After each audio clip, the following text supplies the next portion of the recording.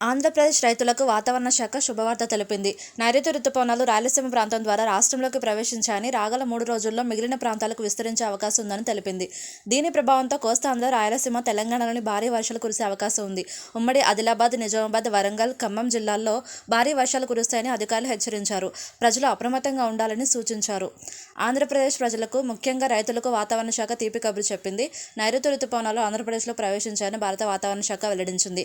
రాబోయే 3 రోజుల్లో మిగిలిన ప్రాంతాలకు విస్తరించేందుకు అనుకూల పరిస్థితులు ఉన్నాయని తెలిపింది.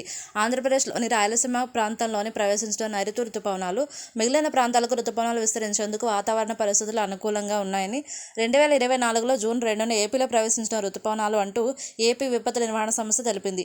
ఇవాళ అల్లూరి సీతారామరాజు, ఏలూరు, కృష్ణా, ఎన్టీఆర్, గుంటూరు, కర్నూలు, అనంతపురం జిల్లాల్లో అక్కడక్కడ మోస్తరు నుంచి భారీ వర్షాలు కురిసే అవకాశం ఉందన్నారు.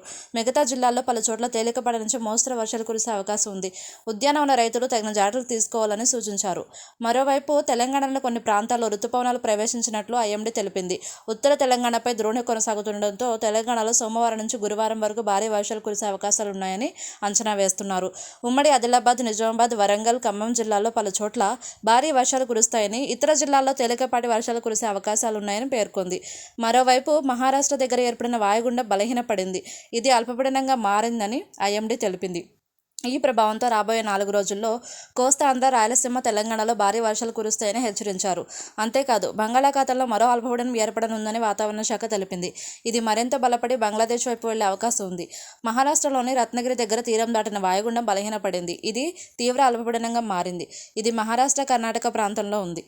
ఇది తూర్పు దిశగా కదులుతూ మరింత బలహీనపడుతుందని ఐఎండీ అంచనా వేసింది. అరేబియా సముద్రం నుంచి మహారాష్ట్ర, తెలంగాణ, ఛత్తీస్గఢ్ మీదుగా ఒడిశా వరకు ఉపరితల ద్రోణి ఉంది.